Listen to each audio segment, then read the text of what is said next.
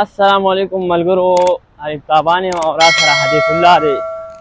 یخ اسلام آباد دی او باران شو دی نری ادې ته سهار ټیم دی. نو ما چې ملګرو سره یو څو خوږې خبرې وکړو. نور خو د دې دغه حال دی، کمنټس او لایک نه راکوي، خو زه خپل دا محنت به جاري ساتم. نو وایي چې د سهار سفر کوي منزل ته رسي، د سهار سفر کوي منزل ته رسي، د غرمې پورې وده خلک ناکام دي.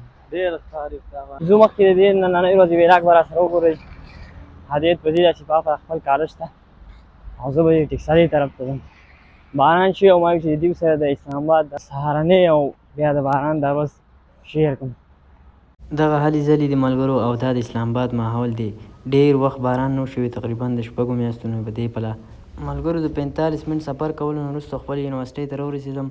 نو دغه ګیر چاپېره واړه را روان دي. زه به اوس دنده کلاس ته. ملګرو دا زموږ د کلاس ماحول دی. کلاس و د ایډیالوژي اف پاکستان کانسټیټیوشن د هغې کلاس واخیستو. اولنۍ ورځ به د کلاس اخیستو، څه لږې ډېرې خبرې پکې زده کړې. او بهر چې ډېر زیات باران ورېږي موږ په دې کلاس کې ناست یو.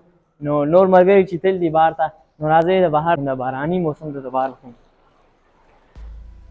دغه بهرنی موسم د ملګرو ښه په کړس کې او په شور کې باران ورېږي، ځکه چې ډېر وخت باران نه وشي نو دا بوټي موټي ورته هم همداسې خوشحاله دي. ملګرو د کلاس اخیستو نه وروستو رالو دې کمپیوټر لیب ته. د انجینرینګ سروې یو څو اسایمنټ وي هغه پکې وکړې او ورسره بیا اټوکیټ کې څه لږې ډېرې ګوتې ووهلې. نو مې چې د فارغ ټایم نه ښه دا ده چې خپل کار وکړو. ملګرو د یخ د لاسه داسې شوش کېږو سلمانه. تلي وو ملګرو، څه اسایمنټ یې هغه وي وکړې.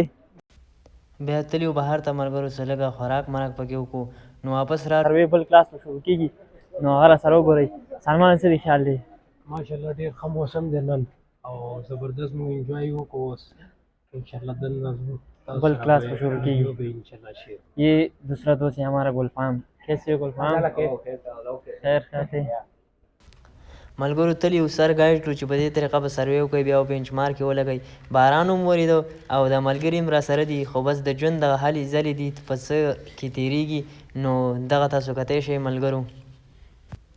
ملګرو د سروې کولو نه وروسته اوس واپس روان یو کور ته به ځو. د چوټۍ ټایم دی، راسره ملګري هم دي، سلمان دی، بلال دی او باسط دی، حسین دی، داسې نور ډېر ملګري دي. ضیاء الرحمن راسره د کیمرې تر شا دی. نو دغه ملګرو د دې ویډیو کولو مقصد هم دغه دی چې سړی په هر فیلډ یا په هر شعبه کې ژوند دغه شانې په خوشحالو او په ښکلاګانو سره د ملګرو سره تېر کړي. نو ځکه خو وایي چې تللی وخت چې دی هغه بیا بېرته نه راځي. نو دغه شان د ملګرو سره به خوږې خبرې کوو. ما څه به ویل غواړې ملګرو ته؟